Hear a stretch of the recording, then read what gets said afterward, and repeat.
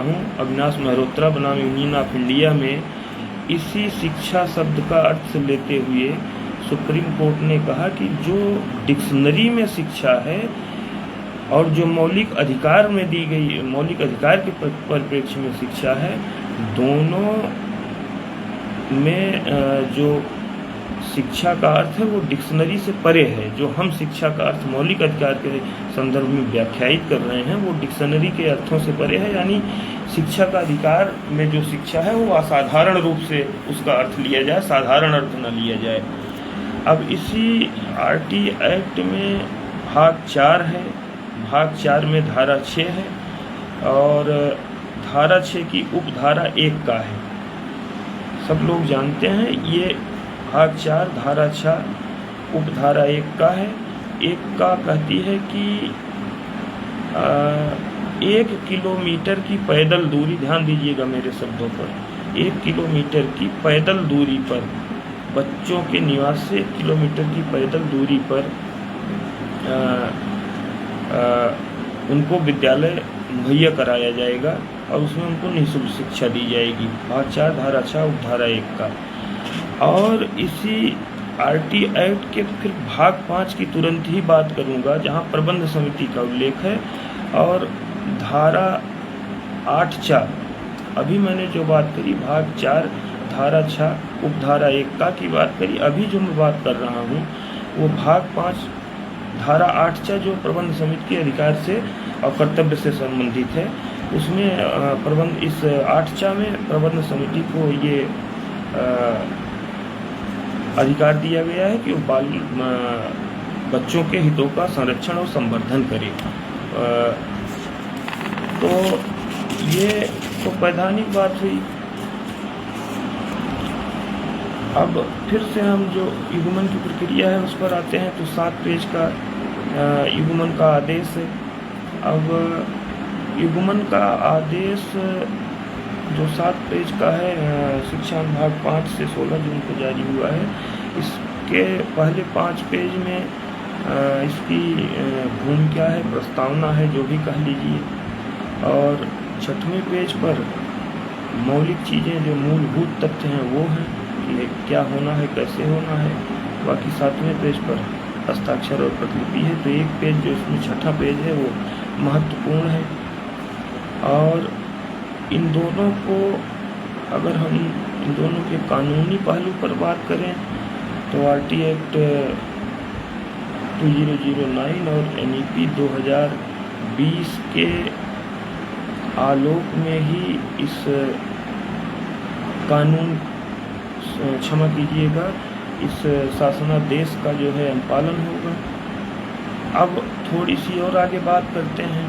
इसमें कहीं पे मानक तय नहीं है कि कहाँ कितना मानक होगा। शुरुआत में अगर हमको ठीक याद हो, क्योंकि कई जिलों का है, तो जी तेज करते हैं। शुक्ला जी थोड़ा सा स्लो कनेक्शन दिखा रहा है, इससे सुविधा हो तो उसके लिए क्षमा प्रार्थी हूँ। उन्नाव जिले का मैंने संभवतः देखा था या मथुरा, दोनों में से ठीक मुझे याद नहीं है उन्नाव था कि मथुरा था। कहीं पे 10, वहाँ पे 10 था, 10 बच्चों पे, और कहीं पे 20 बच्चों पे, कहीं पे 30 बच्चों पे, कहीं 40 पे, कहीं 50 पे। और इस तरीके से उदाहरण दे करके मैं बात करूँगा। एक ज़िला समझ लीजिए कि एक ज़िला ए है, डिस्ट्रिक्ट ए है, उसका एक ब्लॉक है बी। डिस्ट्रिक्ट ए में मैं उदाहरण के तौर पर 450 का लिया गया है, 50 का लिया गया है, तो 450 के लगभग विद्यालय आए हैं जिनमें छात्र संख्या 50 से कम है। अब उसमें मैं ब्लॉक डिस्ट्रिक्ट ए के ब्लॉक को लेता हूँ, ब्लॉक बी है, तो उसमें देखता हूँ तो लगभग 41 विद्यालय जो हैं 50 से नीचे हैं। थोड़ा ध्यानपूर्वक समझिएगा हमारी बात को। अब इन 40 विद्यालयों में मैंने देखा तो करीब 15 विद्यालय 30 से 40, क्षमा कीजिएगा, 40 से 50 की संख्या वाले थे। जैसे 48, 47, 46, यानी 2, 3, 4, 5 बच्चे होते तो ये बच सकते थे। तो डॉक्टर साहब टेक्निकल नहीं बना रहा हूँ। कुछ चीज़ें होती हैं जिनको रखे बिना अपनी बात पर आगे नहीं बढ़ा जा सकता है। तो मुझे लग रहा है कि जो बोल रहा हूँ मैं वो आवश्यक है बातों को आगे तारतम्यता से जारी रखने के लिए। 40 से 50 की संख्या में 15 विद्यालय मैं देख रहा हूँ। ये जो संख्या ली गई है डॉक्टर साहब, ये ली गई है पिछले सेशन की, और अगर इस सेशन की ली गई होती तो बहुत से और विद्यालय, यानी जो 40 आ जा रहे हैं, ये कम से कम 55 विद्यालय होते, यानी ये संख्या 20% तक और बढ़ जाती अगर इस सत्र की संख्या ली जाती, क्योंकि छात्र नामांकन में गिरावट आई है। तो कहीं न कहीं कहने का मतलब मेरा ये है कि आज अगर संख्या 50 लेकर के हो रहा है, तो फिर अगर ये, तो अगले साल तो फिर कई विद्यालय इसी ब्लॉक बी में या इसी जिले ए में जिसकी मैं बात कर रहा हूँ, आज 450 हैं। अगले साल भी अगर इसी मापदंड पे, इसी पैमाने पे कसा गया या चला गया, तो अगले साल फिर कमोबेश मान के चलिए 200 से 250 विद्यालय फिर इस सूची में आ जाएंगे, पेयरिंग की सूची में। ये मैं कहना चाह रहा था। तो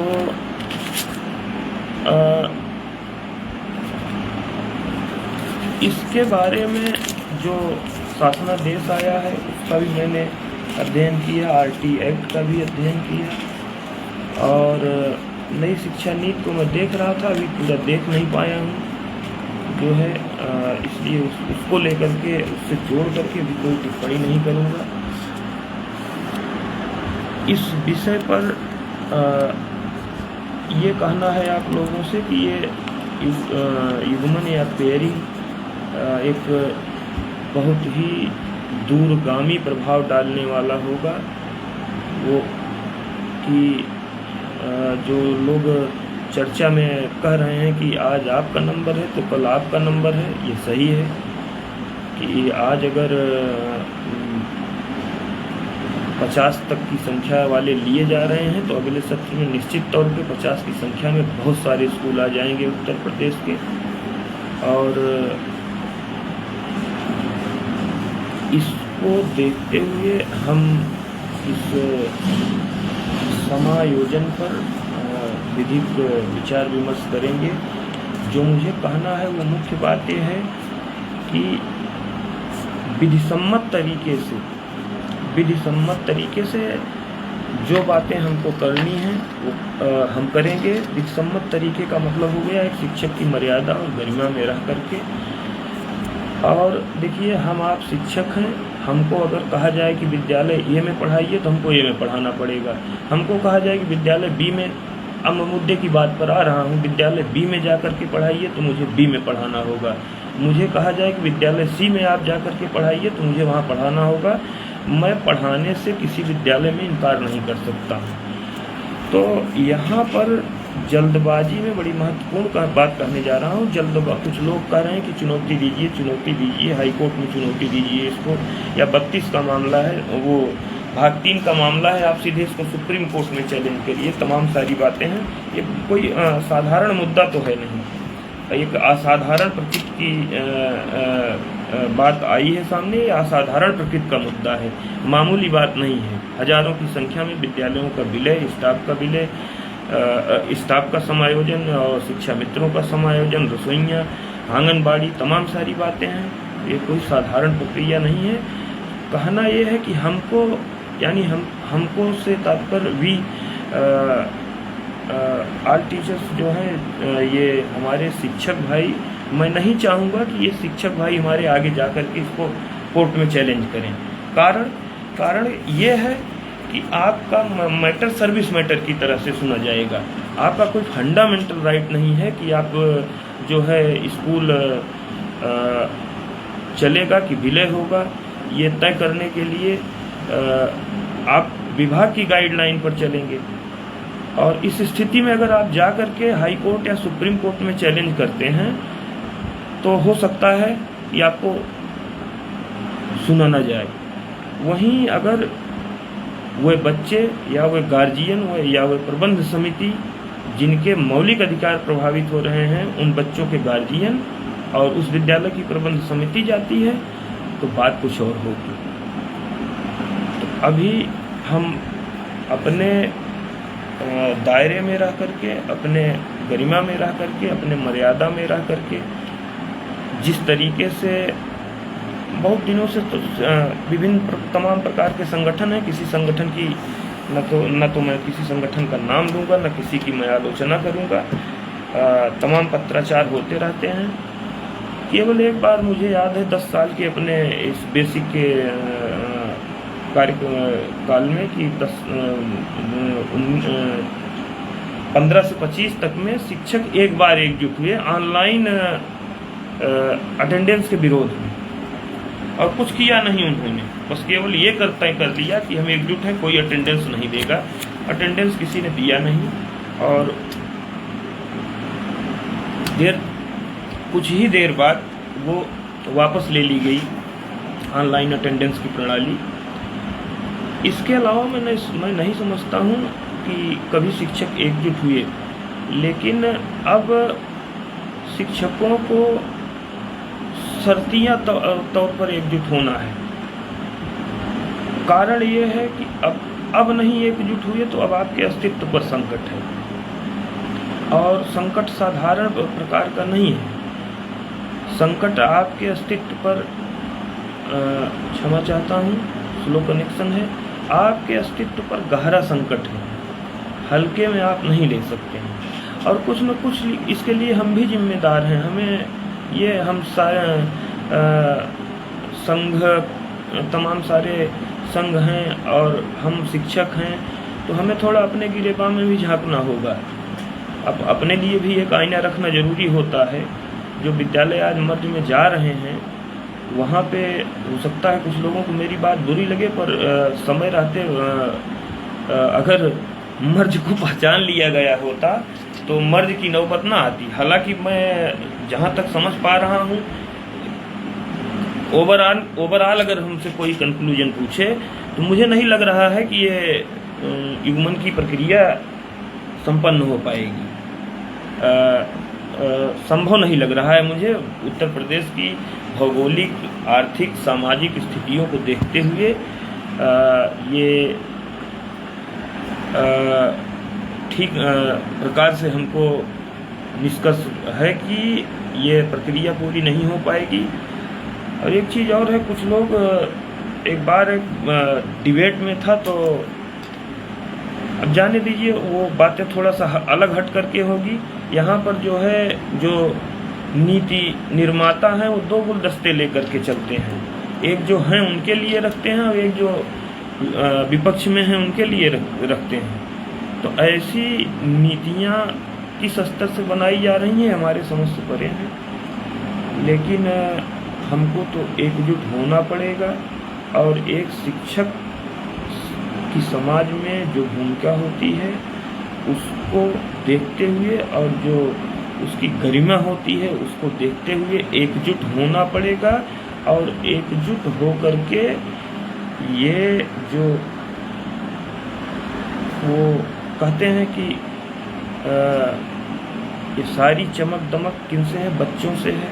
बच्चे हैं तो स्कूल है, स्कूल है तो हम आप हैं। तो इन चीज़ों को भी देखना पड़ेगा और एकजुट होकर के जिस तरीके से हमने कोई न धरना, न बवाल, न प्रदर्शन, कुछ नहीं, केवल हमने शांत होकर के, चुप होकर के ऑनलाइन अटेंडेंस नहीं दी तो नहीं दी। तो उस प्रकार से हमको उसी शिक्षक की गरिमा में रह करके, शिक्षक की उसी गरिमा और उसी मर्यादा का पालन करते हुए एकजुट हो करके अपने अस्तित्व पर या विभाग के अस्तित्व पर जो संकट आया है उसमें हम भी शामिल रहे। उसमें तमाम सारी विसंगतियाँ रहीं, तमाम सारे कारणों से स्थिति उत्पन्न हुई, लेकिन अब चेतने का वक्त है। हम लोग एकजुट होकर के इस चुनौती का सामना करेंगे और आशा ही नहीं, पूरा विश्वास है कि हम इससे पार पाएंगे। इसमें कोई दो राय नहीं है। और मैंने जैसे कहा कि मैं फिर से दोहराता हूँ, उत्तर प्रदेश की सामाजिक, आर्थिक और भौगोलिक परिस्थितियों को देखते हुए ये युग्मन की प्रक्रिया संभव नहीं लग रही है। निष्कर्ष मेरा यही है। आगे हम हमारे भी मार्गदर्शक हैं, हमारे भी गुरु हैं, हम उनसे उनके सामने बातों को रखकर राय लेंगे, फिर आपको अवगत कराएंगे। तब तक के लिए जो 2 बातें हमने मुख्य रूप से कही, एक अपने विद्यालय को दुरुस्त करना है, दूसरी बात ये है कि खास करके उन विद्यालयों की बात करना हूँ जो सूची में आ चुके हैं निर्धारित छात्र संख्या से नीचे। और हाँ डॉक्टर साहब, जलते घर को देखने वालों, फूस का छप्पर आपका है, पीछे पीछे तेज हवा है, आगे मुकद्दर आपका है। और यही सोच रहा था, तब तक आपने लिखा भी उस कत्ल पे, उसके कत्ल पे मैं भी खुश था, मेरा नंबर अब आया, मेरे कत्ल पे तुम भी खुश हो, अगला नंबर आपका। एग्जैक्टली अगला नंबर तो जो 51, 52, 53, 54, 55 वाले हैं, मैं तो ये कह रहा हूँ 51, 52, 53, 54 क्या, ये अगर पिछले सत्र का डाटा उठाया गया है, इस सत्र का डाटा उठा लिया गया होता तो जो हाहाकार मचा होता अब तक। इस सत्र के इस सत्र का डाटा अगर लिया गया होता और इस सत्र की छात्र संख्या रनिंग 2025-26 सेशन को लिया गया होता तो हाहाकार जैसी स्थिति होती। ये जहाँ 450 दिखाई दे रहे हैं एक जिले में, वहाँ 650 से 700 तक विद्यालय होते, उसमें कोई 2 राय नहीं है। और अगले वर्ष जो अप्रैल में आने वाला है, वहाँ पे देखेंगे तो थोड़ा, तो इसीलिए मैं कह रहा हूँ कि विद्यालय की स्थितियों को ठीक करना हमारा पहला कर्तव्य और पहला दायित्व है। दूसरा है कि एकजुट रहना है हमको, एकजुट होकर के जिस तरीके से ऑनलाइन अटेंडेंस का एकजुटता पूर्वक सामूहिक रूप से हम लोगों ने बिना किसी शोर शराबे के विद्यालय आए, हम टाइम से आए, टाइम विद्यालय में रहे, पढ़ाए गए और ऑनलाइन अटेंडेंस भी वापस अपने घर गई। तो उसी तरीके से मैं दूसरी बात कह रहा हूँ, एक तो जो लिस्ट में है वो अपने विद्यालय का माहौल परिवेश दुरुस्त करें और वहाँ पे जो चीज़ें ठीक की जा सकती हैं अपने स्तर से ठीक करें अपने विद्यालय को। असंभव कुछ मैं मानता नहीं हूँ कि असंभव है। और दूसरा कि एकजुट रहें। और तीसरी बात जो मैंने बड़ी महत्वपूर्ण कही, फिर मैं आपका ध्यान आकर्षण उस तरफ चाहता हूँ आप सभी का, कि आप अगर अपने विभाग के किसी संघ के बारे में मैं कोई टिप्पणी नहीं करूँगा, किसी संगठन के बारे में मुझे कोई टिप्पणी करनी नहीं है। हमारी योग्यता जितनी है उतनी आप सबकी है, जो डिग्री मेरे पास है उतनी डिग्री आपके पास है।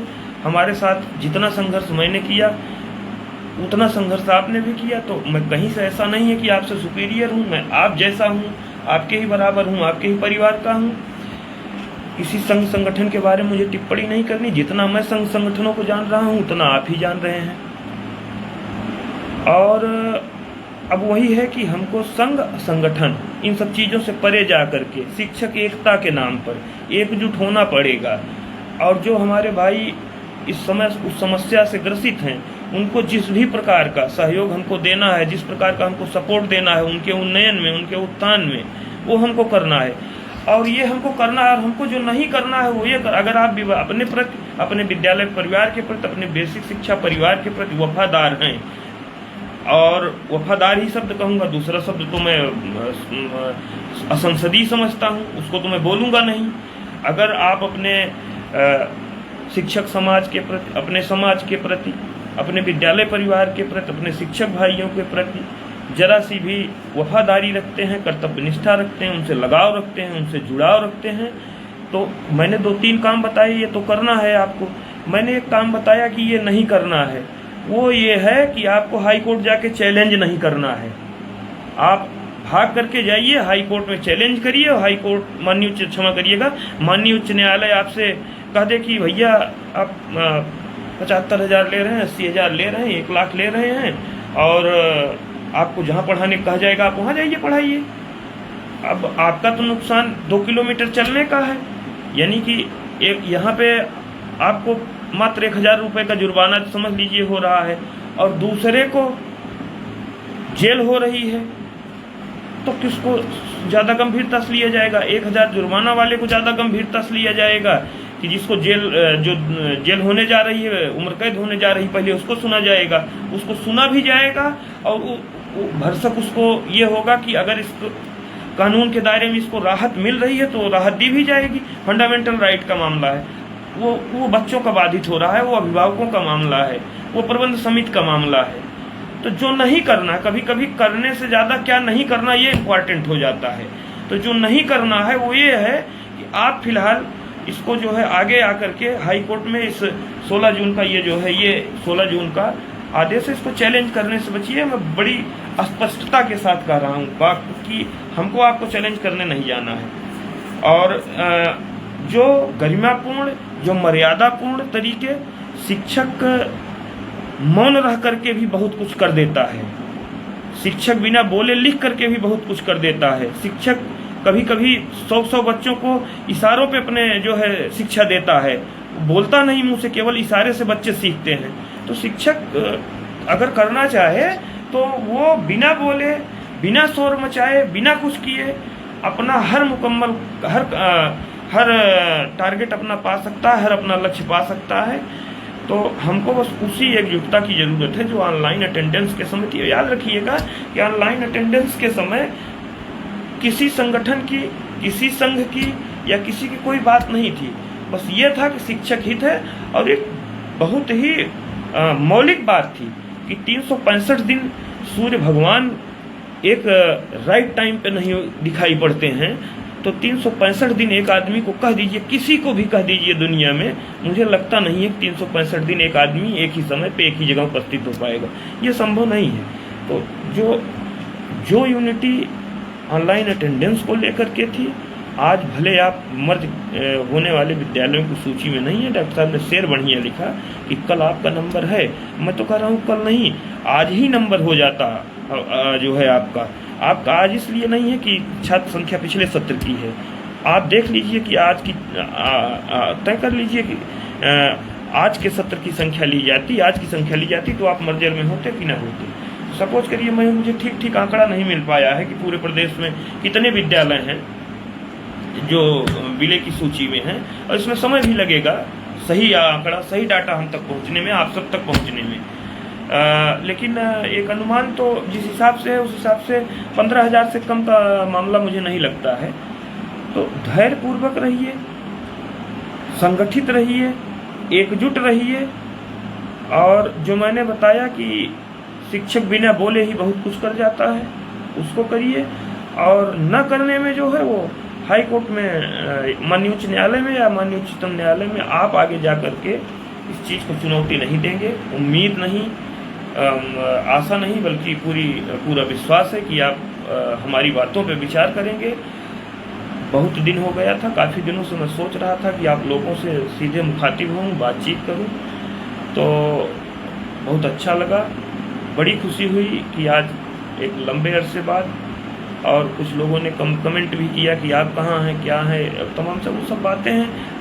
ऐसा कोई बड़ा इशू नहीं था। बड़ा मुद्दा 72,000 शिक्षक भर्ती का था।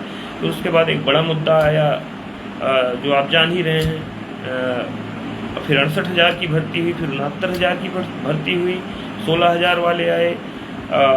तो तमाम सारे हमारे नए बच्चे भी आए हैं 69,000 में।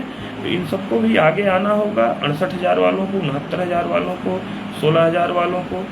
ये सब जो नए लोग आए हैं, नए लोगों से मेरी एक विनम्र प्रार्थना है, विनम्र निवेदन है मेरा कि ये केवल शैक्षणिक ही नहीं बल्कि ओवरऑल जिसको कहते हैं इंक्लूसिव चीज़ों को, हर चीज़ों को देखना है, समझना है। और ये जो हमारे नए बच्चे आए हैं, ये आकर के आगे नेतृत्व करें तो ज़्यादा बेहतर होगा। ये हमसे ज़्यादा योग्य हैं और ये हमसे ज़्यादा समझदार भी हैं। और जहाँ तक मेरा मत है इसके संदर्भ में, तो इतनी देर की वार्ता के बाद आप स्पष्ट जान चुके होंगे कि मेरा मत क्या है। उसे मुझे अलग से कुछ कहने की ज़रूरत नहीं है। हाँ जी शुक्ला जी, देख रहा हूँ एक समान पाठ्य पुस्तक हो जाए, तमाम सारी बातें हैं, बहुत कुछ चल रहा है दिमाग में, बहुत चीज़ें हैं। मैं फिर एक बार, आज तो केवल काफ़ी दिन हो गया था, बस आप सबसे नमस्ते प्रणाम करने के लिए मैं ऑनलाइन आया हूँ। बाकी ऐसी कोई तमाम सारी बातें हैं, सैकड़ों बातें। अब मैं आप लोगों से मुखातिब रहूँगा। अब मैं आपके बीच से कहीं जाने वाला नहीं हूँ। जैसे ही जो भी इशू आएगा, आप लोग आइए यहाँ पे, विभाग को बेहतर बनाने के लिए सलाह दीजिए कि ये होना चाहिए, सुझाव दीजिए कि ये होना चाहिए। आप जो सलाह देंगे, जो सुझाव देंगे, उसके क्रियान्वयन का जो तरीका बताएंगे, उस पर गंभीरता पूर्वक मैं विचार करूंगा। स्लो कनेक्शन है, फिर क्षमा प्रार्थी हूं मैं। मानवेंद्र भैया, आप इस विषय पर क्या चाहते हैं? किस विषय पर पूछ रहे हैं आप? अनुज मानवेंद्र,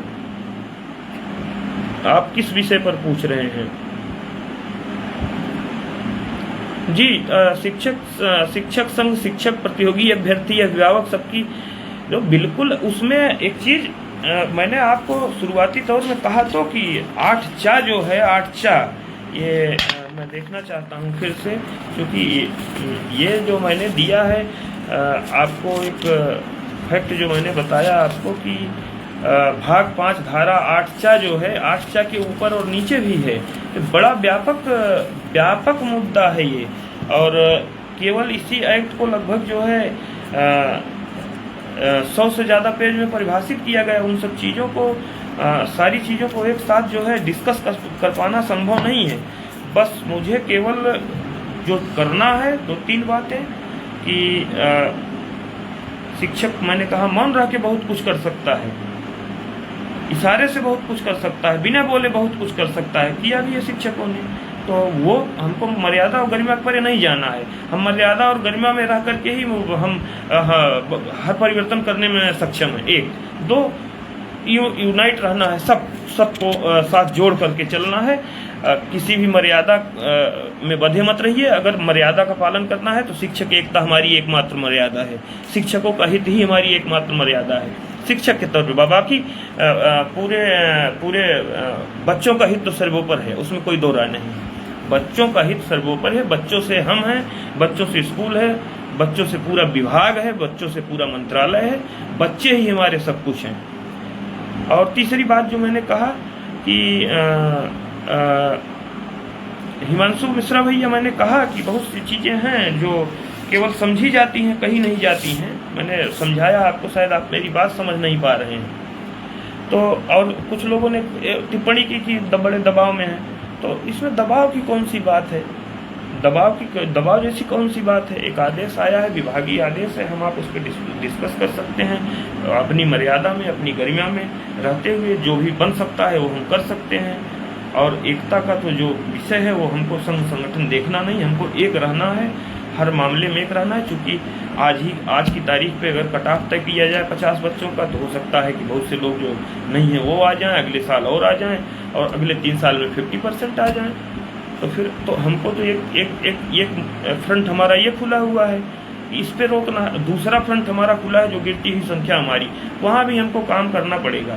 ये आज तो मैं कह रहा हूँ कि हमें विश्वास नहीं है कि भौतिक परिस्थिति और भौगोलिक परिस्थिति, सामाजिक आर्थिक परिस्थिति देखते हुए मुझे नहीं संभव दिखता है, आज नहीं संभव दिखता है। लेकिन उसके लिए थोड़ा अपने आप के अपने सामने एक आईना रखना पड़ेगा। जो मर्ज एक नए संघ का निर्माण चाहते हैं, आप इस विषय पर क्या राय रखते हैं? आप चाहते हैं एक नए संघ का निर्माण। नए संघ का निर्माण बहुत अच्छी बात है, लेकिन मैंने जी मानवेंद्र भैया, मैं देख रहा हूँ आपने लिखा है कि ये लगभग निष्क्रिय हो चुके हैं पुराने संघ, नए साथी हैं। बेसिक शिक्षा में एक नया संघ का निर्माण चाहते हैं। इस पर हमारी क्या, हमारी राय संगठन बनाना बड़ी बात नहीं है। संगठन बना करके संगठन को उसके लक्ष्य तक पहुंचाना बड़ी बात है। तो अगर दृढ़ प्रतिज्ञ हों आप उसी तरीके से, जैसे आप 72,000 को लेकर के थे, जैसे आप 68,000 को लेकर के थे, जैसे आप 69,000 को लेकर के थे, हम तो फिर भी पुराने हो गए। हमारे बाद तो नए बच्चे आए हैं 68,000 में, हमसे भी ज़्यादा योग्य बच्चे आए हैं, कोई डाउट नहीं, मेंस लिख करके आए एक प्रकार से। इसको स्वीकार करने में कहाँ कठिनाई होगी स्वीकार करना ही है, करना भी चाहिए। तो हम तो चाहते ही हैं, हम तो बिल्कुल चाहते हैं कि जो हमारे बाद में आए हैं, जो हमसे ज़्यादा युवा हैं और जो हमसे ज़्यादा टैलेंटेड हैं, टेक्नोलॉजी के मामले में हमसे ज़्यादा आगे हैं, वो आगे आएँ। और अगर कोई व्यवस्था इतनी पुरानी हो जाए कि उसको ढूंढ पाना संभव नहीं है, मानवेंद्र मैं आपकी बात का जवाब दे रहा हूँ, तो नई व्यवस्था बनाना लाजमी हो जाता है, नई व्यवस्था बनानी भी चाहिए, मैं सहमत हूँ इससे, इसमें कोई दो राय नहीं है। लेकिन उसमें हमारे नए नए यंगस्टर छोटे भाई आए हैं वो, और इन लोगों को आलोक पांडे जी भैया, सबसे बड़ी बात जमीनी विरोध कहीं दिखाई नहीं दे रहा है, यही तो समस्या है। इसी का तो मैं बार बार, आप लोग शायद ऊब भी रहे होंगे कि मैं बार बार एक ही बात को रिपीट क्यों कर रहा हूँ। शिक्षक एकता को मैं बार बार इसलिए कह रहा हूँ जो है। और इस तरीके से मानवेंद्र भैया, इस तरीके से अगर प्रभावित होता रहा तो निश्चित तौर पे आपकी बात अमल में लाई जाएगी, इसमें दो राय नहीं है। ये मेरा वायदा है आपसे कि अगर इसी तरीके से देखिए, दरअसल होता क्या है कि हमको हमारी डिमांड होनी चाहिए कुछ और हम डिमांड करते हैं कुछ और। एक उदाहरण ले रहा हूं मैं, जब हमसे कहा गया कि आप मोबाइल सिम का अपने प्रयोग करते हुए आप ऑनलाइन अटेंडेंस दीजिए, ऑनलाइन फीड कीजिए, तो हमने कहा हम नहीं करेंगे, हम अपने मोबाइल का, हमारी निजी संपत्ति है अपना मोबाइल, हम नहीं करेंगे।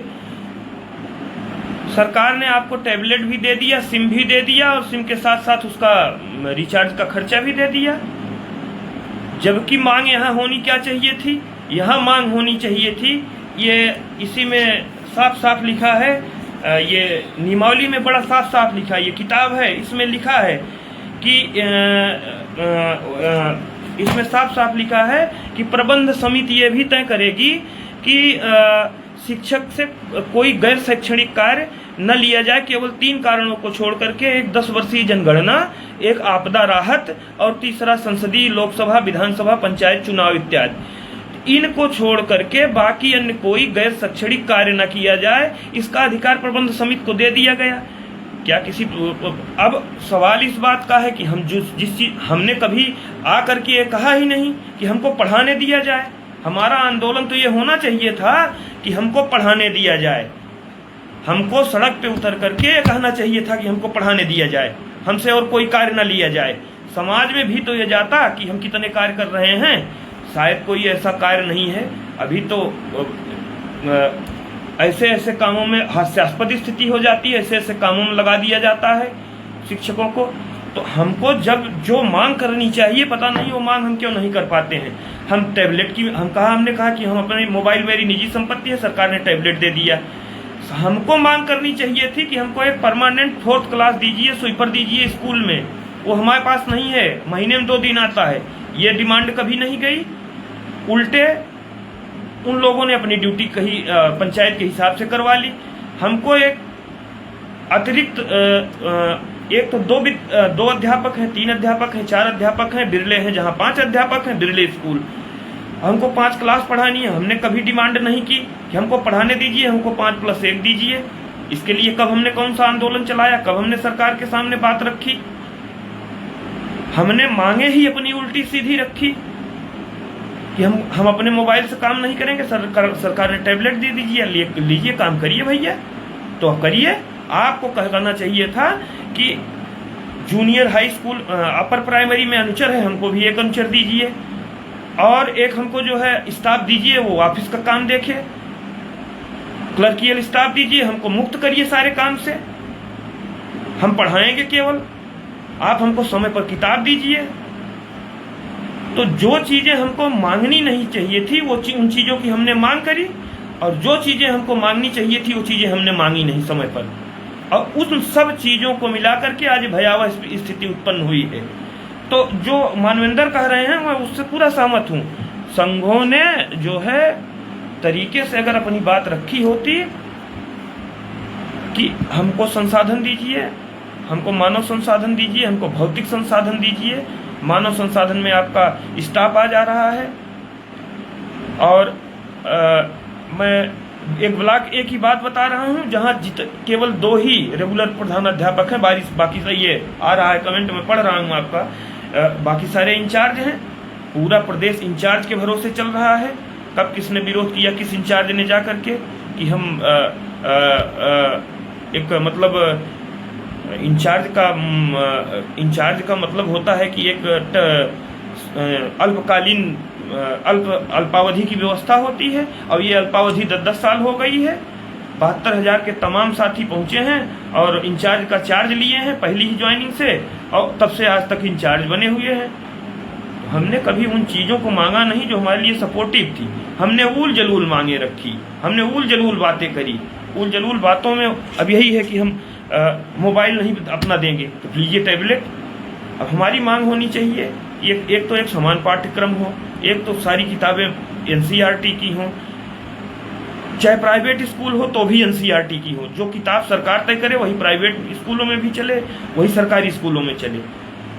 हमारा बोर्ड जो लग रहा है शिक्षक का, जो हमारे शिक्षक का बोर्ड हमारे में लग रहा है, हम कह रहे हैं इसको बाहर लगवाया जाए स्कूल के, और प्राइवेट वाले भी अपने बाहर लगवाएं अपने शिक्षकों की योग्यता। ये हरकेश भाई प्रमोशन की, अरे भैया हरकेश भैया प्रमोशन की बात कहाँ से आएगी? पहले तो पद होने चाहिए, कहाँ प्रमोशन होगा?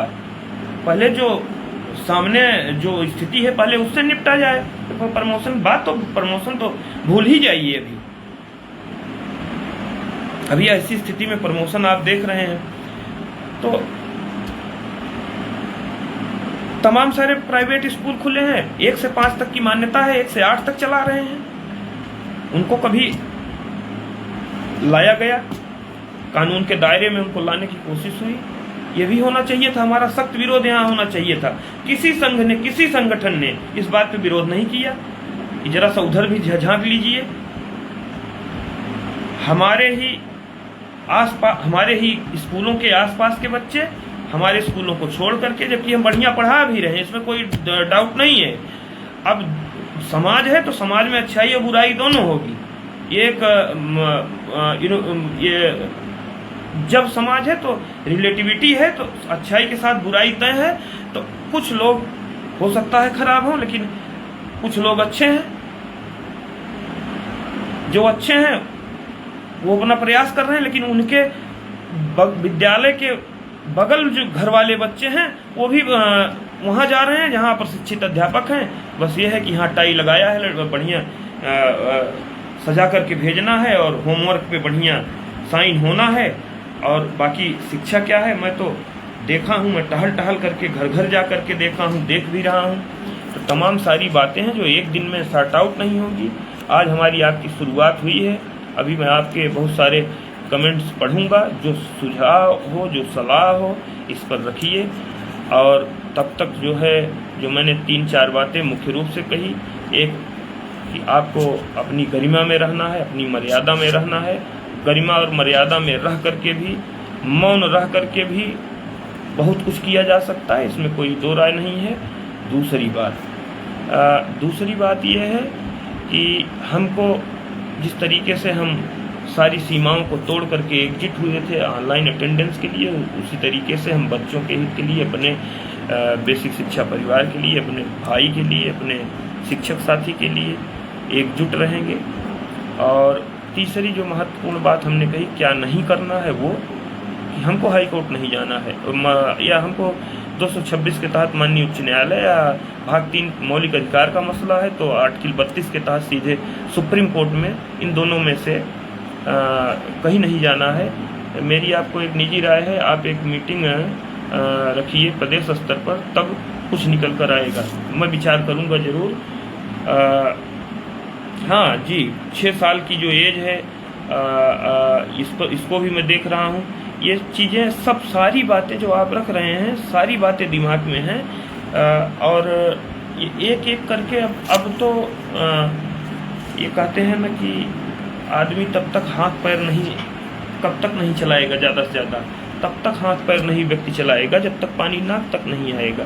जब पानी नाक पर आ गया तब तो हाथ पैर अपने आप चलने लगेंगे, उनको चलाने की ज़रूरत कहाँ है तो हाथ पैर चलने लगेंगे मानवेंद्र जी। तो हाथ पैर चलने लगे हैं तो पानी नाक तक आ गया है, ये मामूली बात नहीं है। तो उम्मीद करते हैं कि आप लोग हमारी भावनाओं को समझे होंगे। और जो आपके कमेंट आए हैं मैं पढ़ नहीं पाया हूँ, कुछ कमेंट पढ़ने की मैंने कोशिश की। शैलेंद्र भैया, जीवन का केवल एक ही मिशन है, जिस दिन परमानेंट ज्वाइनिंग अपने ज़िले में हुई आसपास के सारे प्राइवेट स्कूल एडमिशन के लिए तरस जाएंगे। आपको अग्रिम बधाई, अग्रिम शुभकामना।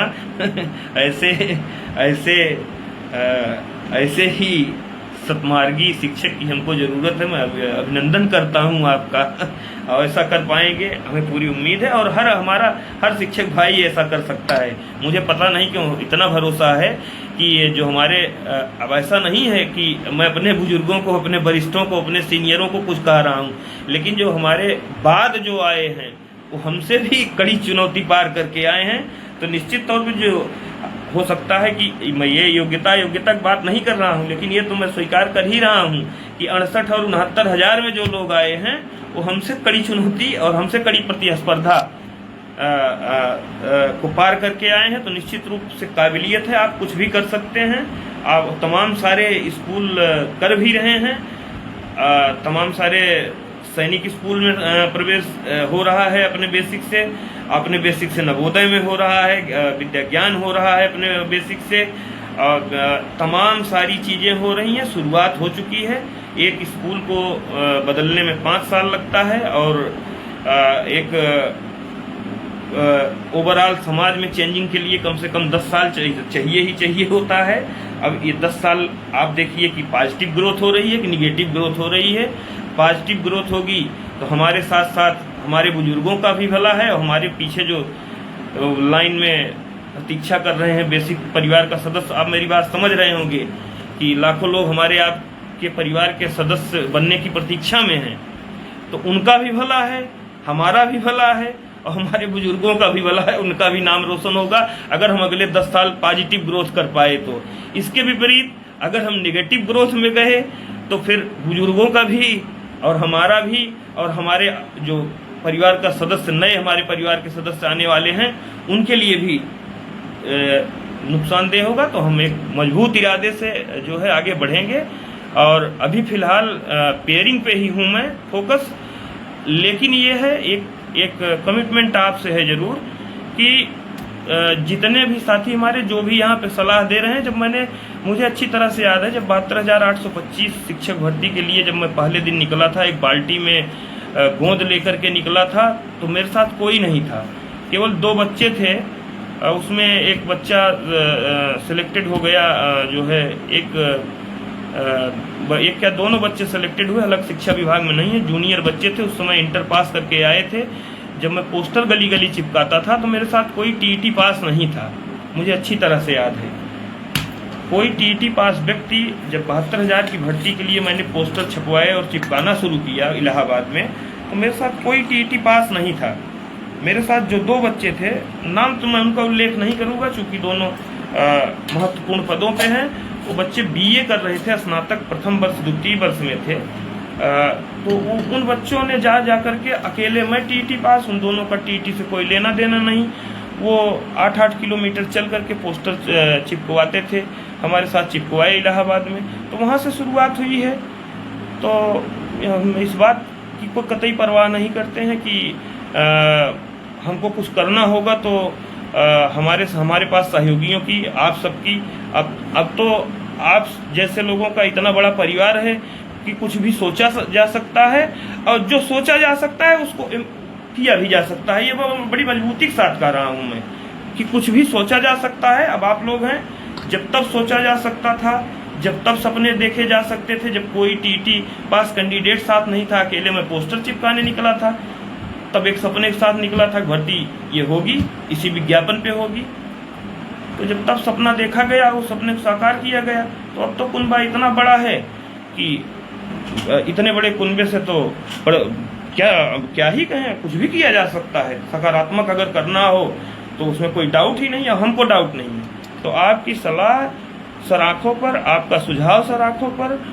जी नीतीश भैया मैं पढ़ रहा हूँ मेरे लाइव आने में नीतीश भैया का जो पीड़ा आपकी है वो पीड़ा हमारी है। लाइव आने का कारण ही यही है कि स्थितियां जो है असहज करने वाली हो गई। तो हमने कहा कि आज आप लोगों के बीच में आप लोगों से मुलाकात करेंगे, आप लोगों से बातचीत करेंगे।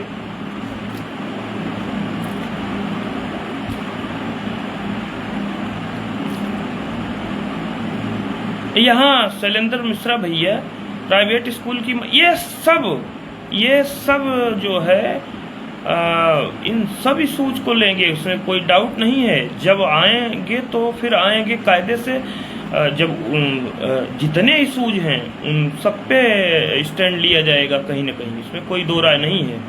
उस तरीके से नहीं होगा कि जिस तरीके से जो परंपराएं चली आ रही हैं। हम पत्राचार परंपरा से जुड़े हुए व्यक्ति नहीं हैं, हम पत्राचार में हमारा कोई भरोसा नहीं रहा।